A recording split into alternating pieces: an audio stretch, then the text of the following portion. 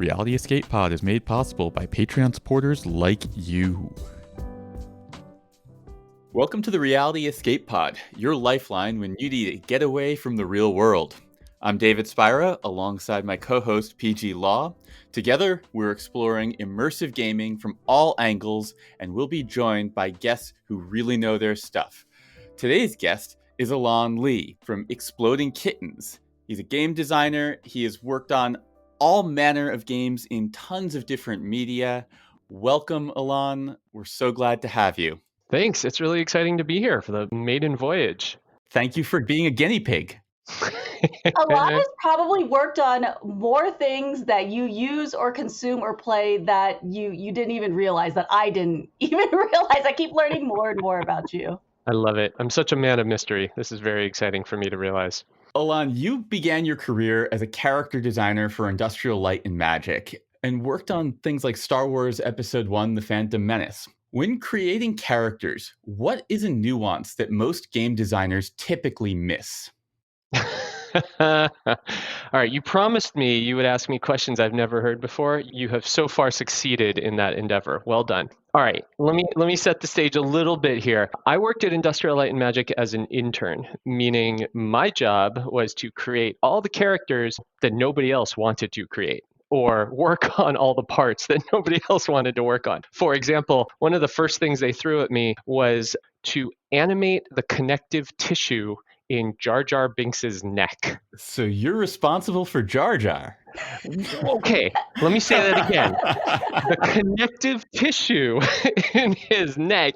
So yes, I worked on a bunch of character design, but it would absolutely not be fair for me to say I'm responsible for any of it. Literally the intern doing the grunt labor, doing what they tell me to do. What I will say about that job, more than any job I've ever had, made me realize that I want to tell stories. I remember when we finished working on Men in Black, I worked on a few little minor characters in the background. After the premiere, I just went out, treat myself to ice cream. You know, I'm like this 19-year-old kid, doesn't know anybody in town. And so I go into the local ice cream shop, and there's two kids in front of me, like 7-year-olds, and they had been at the screening as well. And they were just talking up a storm about how great the movie was. And for just a sentence, they brought up one of the characters that I worked on as being like noteworthy. And it was the greatest high ever. It was all the wonderful chemicals in my brain just went into overdrive. And I thought, this is it. This is what I want to do. I want to tell interesting, creative stories using technology and elicit exactly that response in audience members.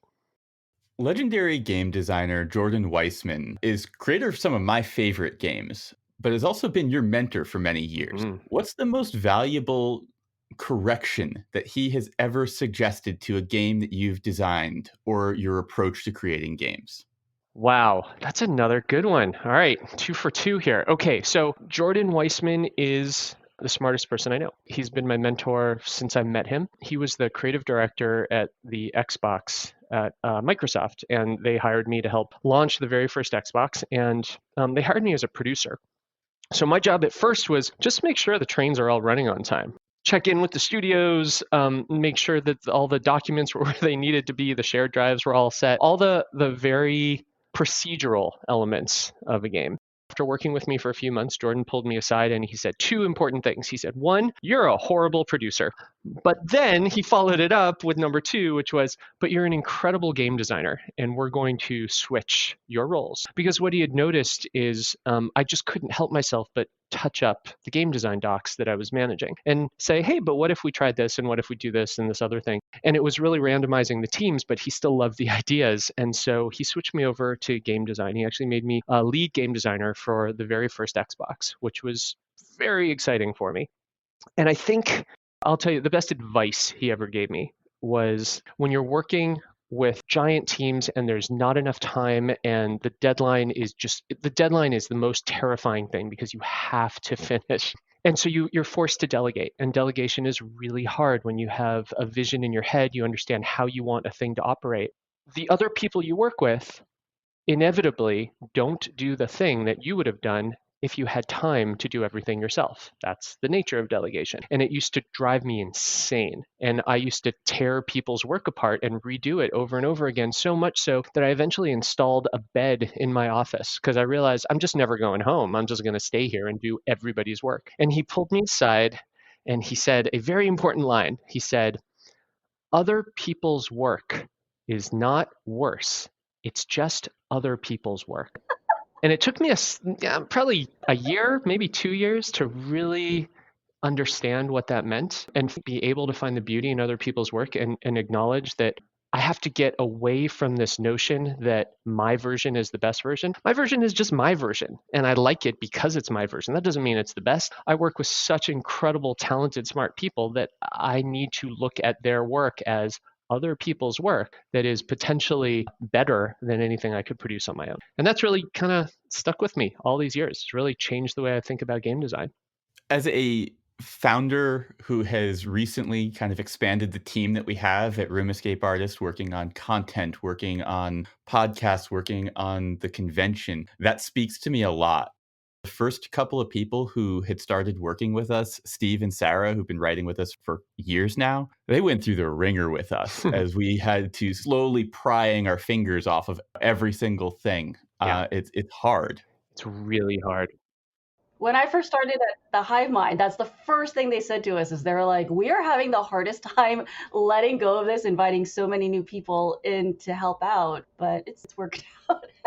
It's such an important skill. Like, it's a muscle that you don't start off with, and you have to exercise it to get better at it. Otherwise, there's just no way you're going to be able to create giant projects. The other thing that was really interesting for both Lisa and myself was that we both do this professionally outside of Room Escape Artist really effectively. It was just, this was our baby, and we were especially loath to release anything. Yeah. But once we started to do it, that was really when the magic started happening. Yeah. For the convention for the Hive Mind, and we're really thrilled with the results. I think that's phenomenal advice. Yeah, it really stuck with me. With games like The Beast and I Love Bees, you're generally credited as one of the co-creators of the entire alternate reality games or ARG format. What do you feel are the building blocks of an amazing ARG? I'm a firm believer that there's actually nothing new out there. When I think about alternate reality games and the work that I did with Jordan Weissman, who helped guide my process, guide my thinking about what does it mean to play a game in the real world? What does it mean for a character to call you on the phone or send you a physical email or meet you on a street corner? Like, what does all of that insanity mean? Can we even just kind of go over what exactly Yeah. is an alternate reality game? Because I have not played one yet. And when I first discovered puzzles and escape rooms, I Love Bees was one of the first things someone had mentioned to me to look up to get into. And I still don't know what it is exactly. I love that. When we were building the first few of these, we had no idea what to call them, by the way. They were just the things we were working on. Typically, the way that I think of them is if you think of any form of entertainment as a picture, that picture is painted on a canvas. If you play a mobile game, the canvas is your cell phone. If you play an escape room, the canvas is the physical facility. When you're playing an alternate reality game, the canvas is your life. What that means is as you experience the story, the character is you, which means as you experience the story, let's say you watch a video on a web page, if you see a character on that video pick up a phone to make a phone call, it is very likely that the cell phone in your pocket is about to start ringing because that character is calling you and sending you emails. Calls coming from inside the house. Yeah, exactly. That's the central notion behind an alternate reality game is it's your reality. It's your life. It's your phone. It's your computer. It's your two legs that you're going to walk down the street with. But it's a slightly alternate version because we're all going to accept a premise that is we're going to suspend our disbelief and say, yes, there is a murder that you have to help solve. Yes, aliens did just creep out of the sky and are now invading the planet. Once you agree to that slight leap of faith, then you're allowed to use everything in your world to facilitate the telling of that story. So that's what an alternate reality game is. That's wild. I always think about like in those movies where you see the door opening with the glowing light, and I'm like, would I actually go through that door? Right. Would I ever discover Narnia like in my real life? So people get a slight chance to make that decision here. We actually asked a very similar question. If we call a player, if we call anybody, are they going to answer the phone? And if we say, hey, I'm a character from the game, have a conversation with me, are they going to participate? Straight to voicemail. Yeah, I right, never right. pick up unlisted numbers anymore. Exactly right. Well, this was a different time, right? This was like, God, 20 years ago now. The idea was, well, no one's ever seen anything like this. Would it work? And we all kind of sat around scratching our heads thinking, there's only one way to answer this question, and that's build the damn thing and find out. And it turns out, at least at the time, the answer was hell yes. Millions of people are willing to say, yes, I will answer that phone. I'll reply to that email. I'll walk down the street and meet you on the street corner to get the next piece of the story. Were people actually doing that? Oh yeah. Oh, I can tell. Oh man, we had. I'll tell you one. Blowing my mind. One crazy story. My favorite story about this. We were doing a promotion, very first alternate reality game for Steven Spielberg's movie AI. I wanted to do a physical event because we had a few actors meet players from time to time at like conventions and things like that. I picked our 3 most active cities, Los Angeles, New York, and Chicago. We had hundreds of thousands of players in each of those cities. One night, I rented out a bar in each of those cities, and we hired actors to essentially host a miniature murder mystery. And everyone showed up, and there were characters that they recognized from the website and the videos. And at one point, at each bar, a character got murdered. And then the players had to spring into action and find the clues, and they had to call each other across the country and pass information back and forth to figure it out. Imagine a cool version of a murder mystery told across the United States. That all worked great. In Los Angeles and Chicago, character died at the right time. They found all the clues. They passed all the right clues. Everyone had an incredible time. The internet went insane because they were seeing live streaming video from these locations and interpreting the puzzles and blah, blah, blah, all the stuff, all the good stuff. New York, it did not go that way. What happened in New York? The actor died, right? Dead on the floor. They're finding the clues. Everyone found the clues. They passed them around. Great. Yay. Hooray. We did it. Everybody goes home. But here, it's much less clear, right? Where are the actual edges of this thing? Here's a body on the floor. What if we go pinch that body? Like, you know, he was alive a second ago. And so they started messing with the actor. And of course, the actor woke up and said, listen, game over. Go home, because I'm going to go home too. Thanks for playing. And the players said, oh my God, he's an android. and the actor's like, no, my name's John. I got hired to play this part, but the part's over. Please go home now. And they said, oh my God, this game just got so intense. And so eventually they had to escort these players out, and then the actor changed, washed the blood off his face, went outside, and they were waiting for him. And again, he told them, we're done. Like, seriously, go home. They followed him down the street onto the subway and sat down next to him, just staring at him, taking pictures. And he said, seriously, enough. Like, I don't know what to tell you. How do I indicate to you that this is done? And they're like, oh my God, this game just gets cooler and cooler and cooler. And then he got off the subway and he called the police, and the police showed up, and the police grabbed these players and started questioning them. And the players just were like, oh no, this is the coolest game ever. Like, this is, I cannot believe they hired actors to play police officers. I cannot believe we were supposed to go in this subway. This is the most immersive, incredible thing ever. And finally, when like the police were actually going to arrest them, they finally said, oh yeah, we're way outside the theater now. We've done something seriously wrong. It was a really interesting experience because nothing like this had really ever been done. And we had not done a very good job of setting the ground rules about here's the borders of this thing. There's no safe word. Where's the safe word? There's no safe word, exactly. So we did a ton of stuff like that and learned a lot as we went. But the only way to learn, right, is build it, mess the whole thing up horribly, and do it better the next time. I'm actually curious, after that incident in New York, do you now feel like you need to set some type of parameters to define the borders a little bit more? Yeah, for all the games after that one, we were always really explicit. We would always have an in-game voice and an out-of-game voice. The out-of-game voice would be very clear. Here is where you can find the next bit of information. Here is when it will be delivered. Here are the websites that are in-game. And everything else is out-of-game. And if you have any questions, ask me. I am not a character. I am here to help you play the game. I am the exit door. And it became a really important element of all gameplay. In escape rooms, we're constantly advising escape room creators to make sure that their game master is truly separate and safe, that they're not delivering puzzles and that anything that they tell them is true and not a challenge. Yeah. And one of the biggest problems that we see is when a game contradicts the rules that you were told by the game master, it calls into question literally everything that game master ever told you, including all of the basic safety rules. It's so frustrating. When games break those rules, it is infuriating. Can I tell you my favorite story about that? Please do. I think it was in New York. They did the normal safety spiel. Don't break anything. And if it's up over your eye level, don't reach up because nothing up there is in game. Respect our stuff. Minimal amount of force is necessary on everything. We're like, great. Yeah, we've heard all this a million times. We start doing the room and there's a lock on a door and I can't find the key to this lock anywhere. We are truly stumped. And someone finds bolt cutters chained to the wall. And we're like, oh God, the chain is long enough that we can bring the bolt cutters over to that lock and actually cut the lock. But they clearly told us, don't break our stuff. We're staring at these bolt cutters, which are so enticing because why else would they put the bolt cutters in the room? So finally I take the bolt cutters and I go over to the lock and I announce myself. Like I know they're listening and can see us. And I was like, listen, game masters, we need a little advice here. I'm going to break your lock right now because I can, and it seems obvious, but you told me not to. So I'm just going to tell you out loud, I'm about to break your lock. Please do something to stop me if I'm not supposed to break your lock. And it was silent.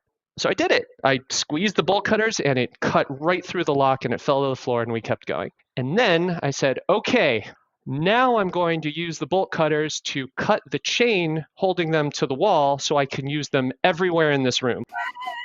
And then the door burst open and the game master ran in and said, no. So they had to eventually stop us. But man, it was so frustrating that we had to check in with them that way. It felt broken. That game eventually adapted by mounting the chain to the bottom of a metal garbage can so that the bolt cutters can't reach back around to hit its own chain. Right. Played that same game after it had been adapted so you couldn't do that. Once you cut it, you went into a crawl space. Yeah. And when you came out on the other side, the very first thing as you're emerging from the crawl space that you see was a fire extinguisher. I have this distinctive memory of looking at it and wondering, do any of the rules still apply? Yeah. My technique is similar to yours. I will announce to the game master, I'm about to do this thing in 5 seconds unless you intervene. But you shouldn't have to do that. What a broken design. Like that doesn't feel good. We're not playing a game. We're not immersed in story anymore. Now we're playing this weird metagame that nobody enjoys. That has always been my issue with the destructible puzzle. Yeah. People who love it feel like it's a really immersive moment because it creates these visceral moments. But for me, it breaks immersion because as soon as I have to question whether I should do something, that is a clear reminder that I'm in a game, which means that I'm clearly no longer immersed. And then everything after that, you have to ask yourself, is this normal rules or is this special rules? It defeats the whole purpose of an escape room, which is using your wits to escape. I could have just busted down the door with my damn shoulder if I really was going to brute force my way out of what a something, right? great point. You're absolutely right. Absolutely right. Rules are really important. And when they think they're being all crafty and clever by saying, ooh, we've eliminated a rule, they haven't eliminated that one rule. They've eliminated all rules. And they're not aware of that. And it's so frustrating. If you want to push the boundaries really hard, make it the last thing the players do. Yeah. So that there isn't the cascading ramification of what does this mean for the rest of the game? Because the game is over. Yeah. As an escape room player, you have an interesting post-game audio review ritual. Tell us what this is and how it came about.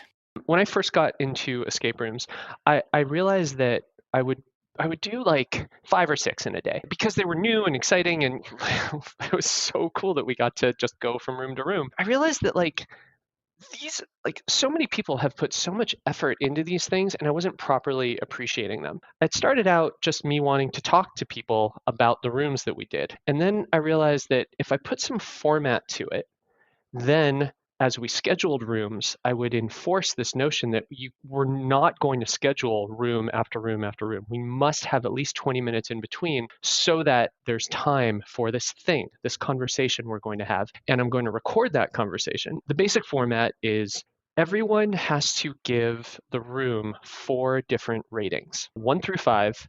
What did you think of the puzzles?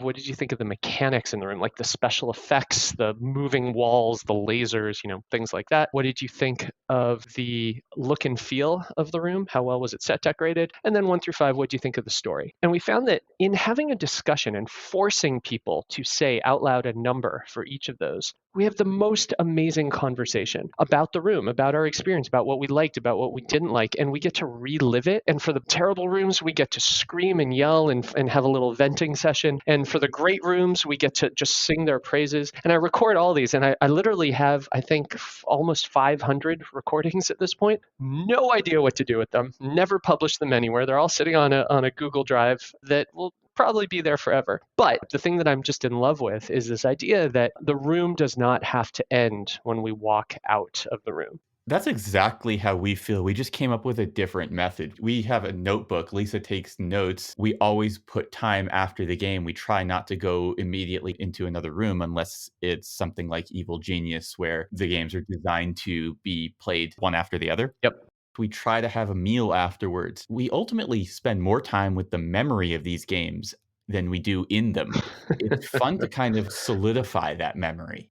Yeah, I agree. So one of the great shames of escape rooms is it's like Fight Club. You can't really talk about it because you don't want to ruin the surprises are the best part for other people. So I play pretty regularly with the same 4 people, and we realized immediately that if we protect spoilers, we actually can't have a conversation. So one of the beautiful parts about these conversations is we're just talking to us, and we spoil everything, because the goal is not to entice people to do the room. The goal is not to build a commercial or a warning to avoid a room. The goal is just for us to recall and recount and re-experience that room. And I just think they're really beautiful. I don't know that anyone else would ever enjoy listening to them, but man, I just have so much fun making them. I would enjoy listening to them.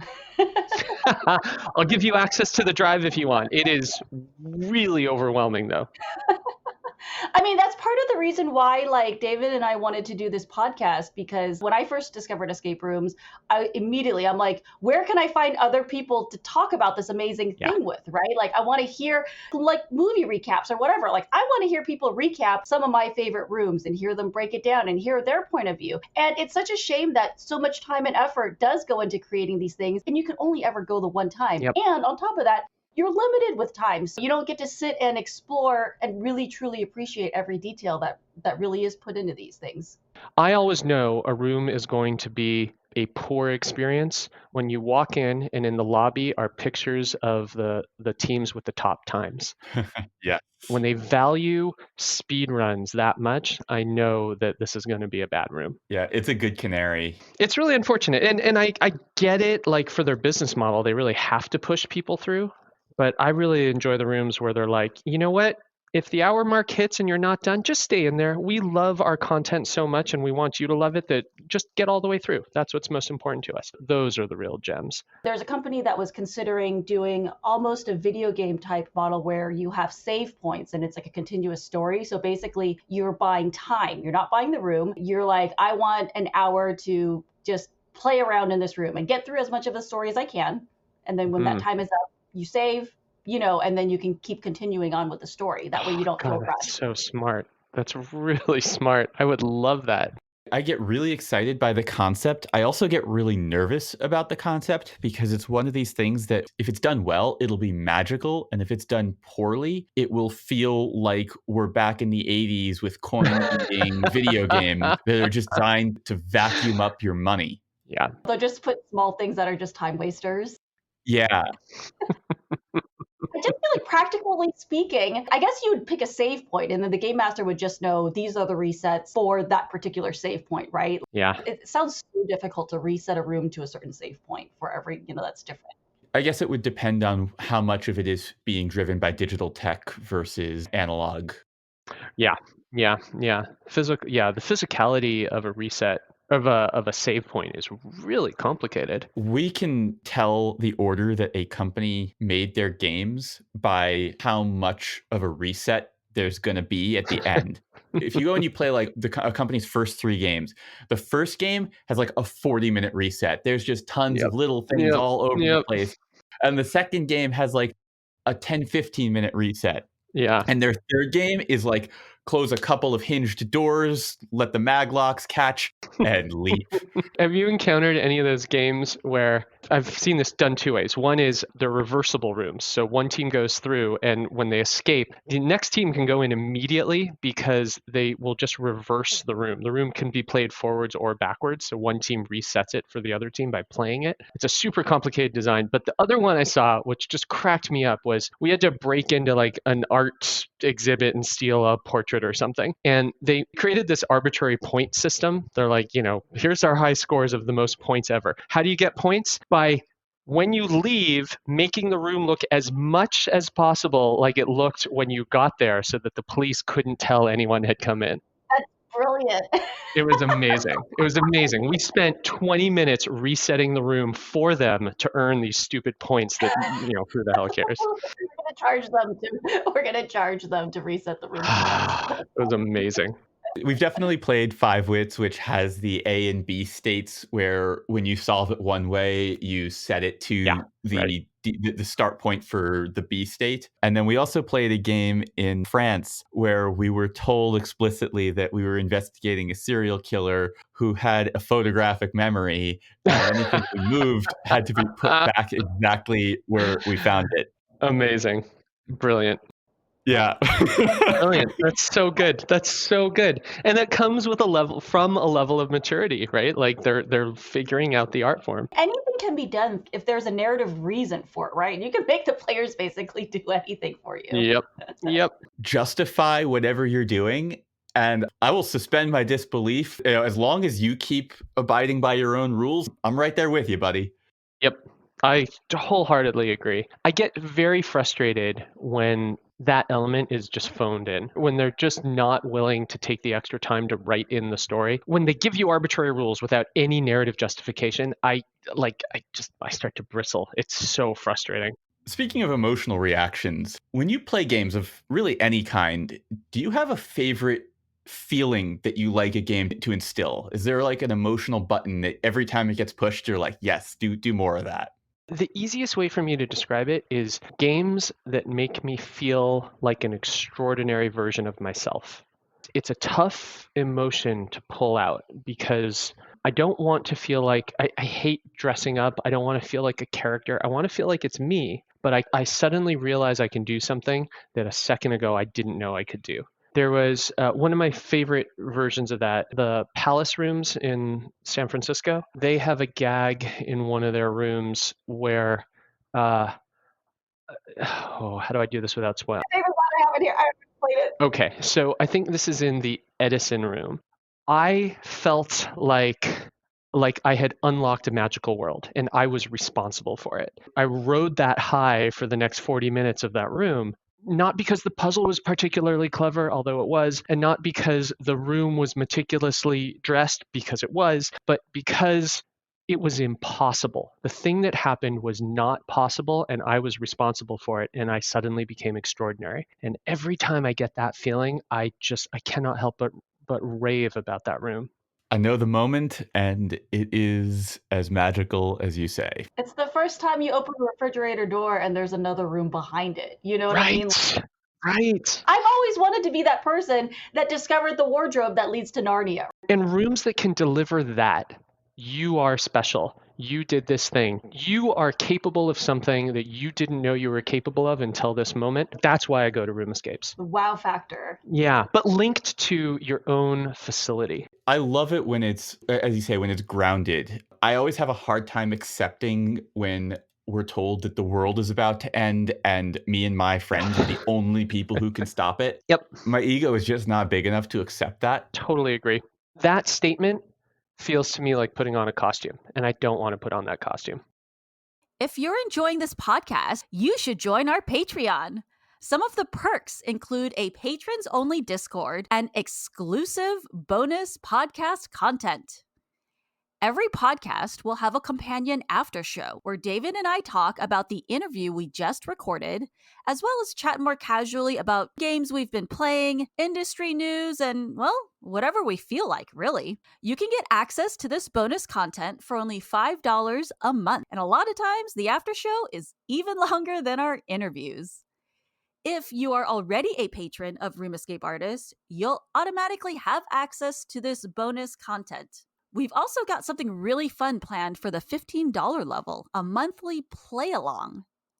Every month, we'll pick a game for everyone to play. David and I will record our post-game thoughts, analysis, and discussion with spoilers. Because a lot of times we want to talk about the games, but it's so difficult to have meaningful discussion without being able to talk about the cool parts, how the puzzle was solved, etc. So that's why we decided to start this level. Make sure you've played the game before listening, and we can spoil to our heart's content. Now, this content will be exclusive to $15 level backers. We've got higher tiers as well, and we want to give a special shout out. Thank you to Ben Rosner, Brian Ressler, Dan Egnor, David Longley, Nick Moran, Omar Aru, Rini Soret, Richard Burns, and Byron Delmonico, Paula Swan, Rex Miller, Scott Olson, Breakout Games, Derek Tam, and Terry Pettigrew Rolap. None of this work would have been possible without the support of all of our incredible patrons and the community at large. Thank you. So if you like what we're doing and you want to support our mission of creating a global community of escape room and immersive gaming enthusiasts, check out our Patreon at patreon.com/roomescapeartist. Let's talk a little bit about Exploding Kittens. Matthew Inman of The Oatmeal is a viral content machine. What's the most unexpected thing that has emerged as a result of the magnifying effect that he brings to pretty much everything he touches? It's worth saying that Matthew Inman is brilliant and amazing and my business partner at Exploding Kittens. And I learn more from that guy every day than anyone has a right to learn. He understands audiences and the delivery of content to those audiences truly better than anyone on the planet. Having met everyone on the planet, I can make this statement accurately. He does this really incredible thing. I first realized it when we started our first Kickstarter campaign. We were trying to raise $10,000 for Exploding Kittens. He posted about it on The Oatmeal. He said, "This is my first card game. Come check it out." And we hit that $10,000 mark in 7 minutes, and we had $1 million in about 7 hours. And all of that is because of The Oatmeal, is because he has spent his professional career earning the trust of that audience. And when he says, "I'm doing a thing, you'll like it," they say, "Here's our money." And it's crazy. Like I've never seen anything like that. He has earned that reputation and he continues to defend that reputation every day. So you ask what's like the most unexpected side effect or the most unexpected thing that I've seen him perform? It's all of it. It's every day he will look at a product and say, people will like this, they will not like that. When I came to him with Exploding Kittens, it wasn't called Exploding Kittens. It was called Bomb Squad. He looked at that game and he said, "I would really like to be your partner in this. This game is insanely fun, but we have to change the name from Bomb Squad. It's too obvious." The game was essentially Russian roulette with a deck of cards. There were a few bombs in it and they would explode. He said, "It's too obvious that you're scared of a bomb. Of course you're scared of a bomb. What people will really like is instead the thing you fear most should be this cute, adorable, fuzzy little kitten, and let's call it Exploding Kittens instead." That was like the first sentence he muttered about the game. Everything since then has been equally profound as he just understands what people like, how they will like it, when they will like it, and massively importantly, what they will not like. I just got a new kitten and I can attest that I will come back into the room and it is literally like a bomb went off in my living room. Like everything is overturned. So that also makes a lot of sense to me as well. Amazing. Yeah. So were you guys friends before you brought this project, before you became business partners? Is that how this partnership came about? We actually met through a mutual friend, another guy named Matt Harding. He's more commonly known as Dancing Matt. He's the guy who dances badly at hundreds or thousands of locations all over the world. He literally travels around the world dancing as poorly as possible, hopping up and down, splicing them all together. And he was one of the very first videos to ever go viral on YouTube. Yes, I remember. I actually traveled around with him for a few years, filming him doing this crazy thing. And he was also friends with Matt Inman. And so he just introduced us. You were involved with so many projects, like so many cool projects. I really like projects. More importantly, I really like creative people. And the idea that I get to contribute and work with them is the thing I always seek out. Speaking of cool projects that I did not know you were involved in, I did not know that you worked on Survivor.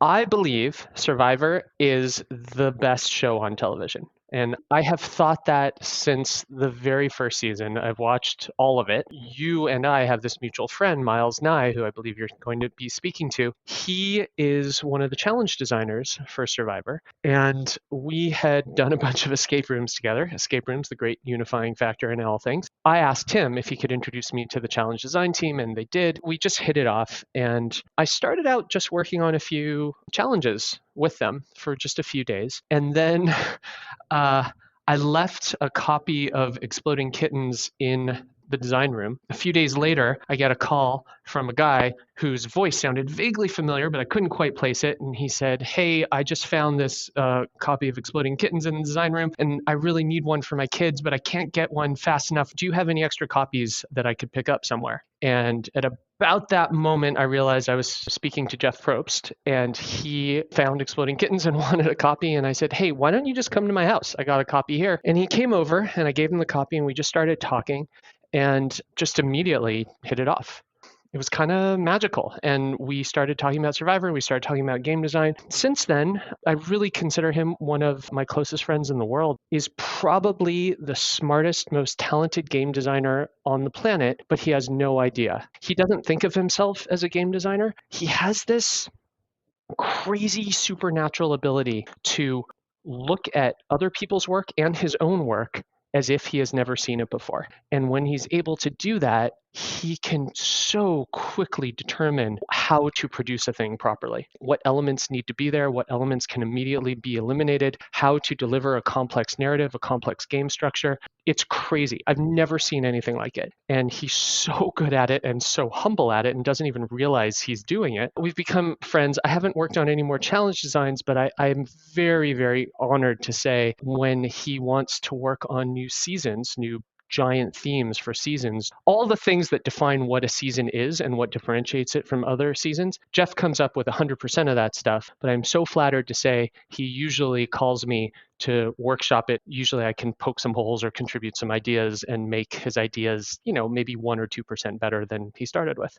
So are you responsible for Edge of Extinction? I am responsible for having conversations with him about the ideas that he's very excited about. I'm trying to be careful. All I'm trying to be careful of is this guy deserves more praise and more accolade than anyone else. When you see executive producer or host credit on a show, usually they're honestly not doing that much work on the actual structure of the game. Jeff is. He sits down and he writes and rewrites and thinks and agonizes over every single season in a way that I'm convinced nobody else in Hollywood is doing. I had no idea Jeff was this involved in the game design or production. I knew he had gained the title of executive producer, but I didn't know that it was really because he was that involved in the actual game design. I didn't know that either until meeting him. And the very first time he sent me a document, he's like, "Hey, I'm thinking of this thing for the next season. What do you think?" And at first I was like, "What do you mean you're thinking of a thing? Aren't there other people? You're the host. Why are you thinking of this thing?" And then in reading through it, I realized, oh my God, he does this for every season. They're all his. That's where they're born. Around which season did you start on? I'm really bad with associating titles with things. I won't be able to tell you the name of the season, but I will tell you it's whatever season number was 2 seasons out 6 years ago. So around late 20s? That sounds right. I can't fact check that right now, but it's always weird because whatever season is currently on the air, he's working on the one 2 seasons later. So it's always a little bit confusing. Right. And that's all extra messed up right now. Oh yeah, so messed up. Thanks, COVID. David and I met because David is also a big Survivor fan as well. So I met Peih-Gee because I was interviewing her on the No Proscenium podcast about Survivor as an immersive experience. Oh, I love that. That's so good. I've always called Survivor the best immersive game in the world. I love that.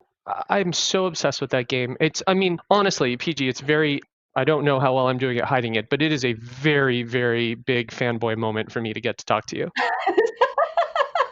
This is such an honor. I feel the same way. It's funny, like we have so many mutual friends in common. It's funny that you bring up Miles. Miles took me to my first escape room, and I had met him also because of the Survivor connection. And he's actually going to be our second guest on this podcast, so you guys should stay tuned for that as well. What is it that you love about Survivor? There's an underlying thread behind everything I've ever designed. Every design I've ever been passionate about, every game I've ever enjoyed playing, every game I've ever enjoyed building. The underlying thread is none of those games are entertaining. All of those games are just tool sets to make the players entertaining. To me, most of that concept was born in Survivor. Survivor is a very, very simple format. Without all the twists and turns, you can pitch the core game in like 1 or 2 sentences.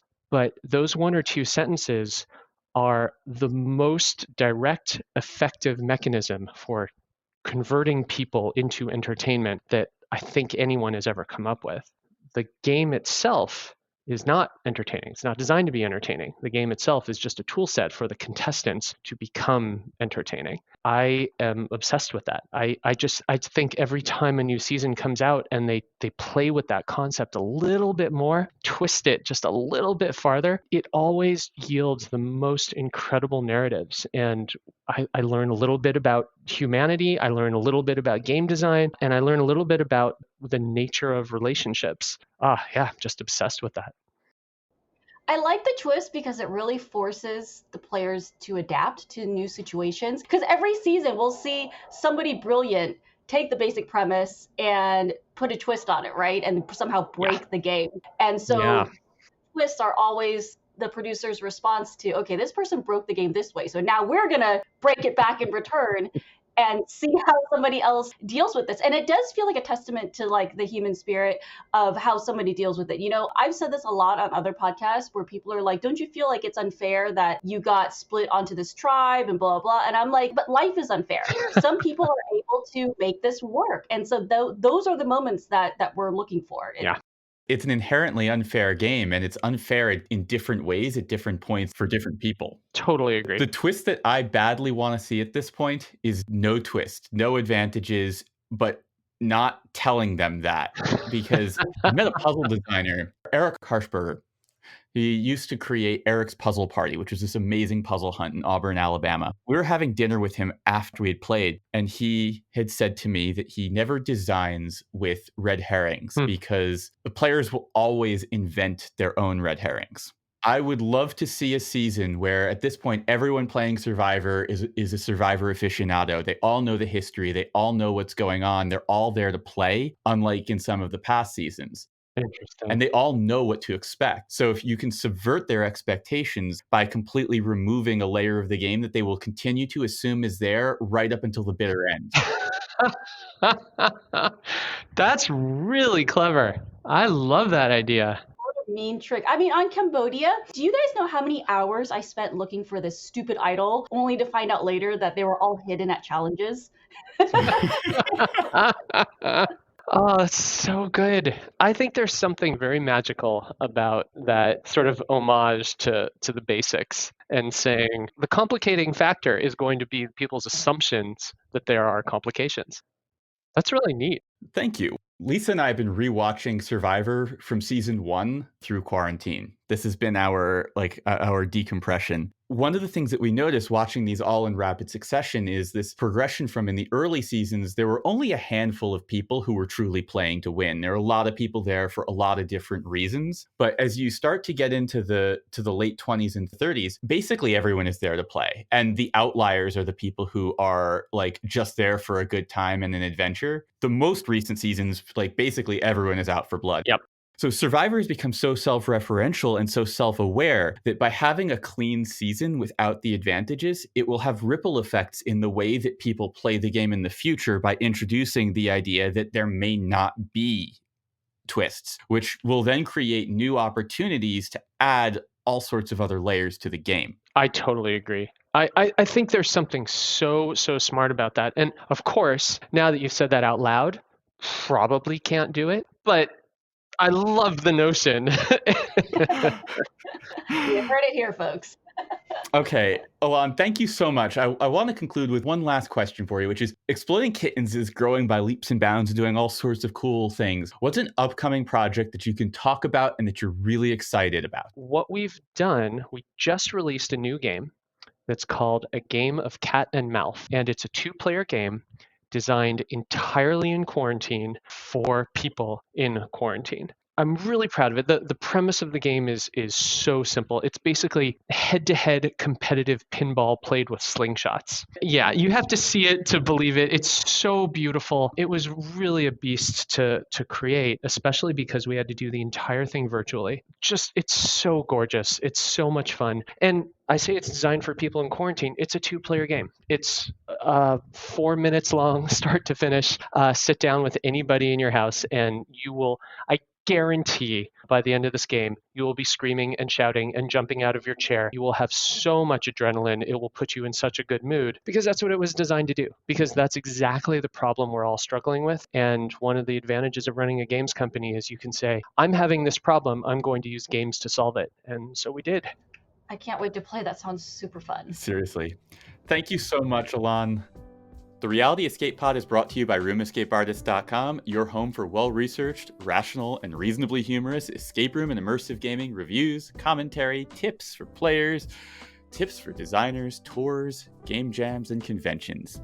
Thanks again to our guest, Elan. You have been a wonderful guinea pig. My favorite thing to be. I could have talked to you for hours and hours. This was honestly a fascinating conversation. So thank you so much for coming on here with us. It's absolutely my pleasure. Thank you for inviting me.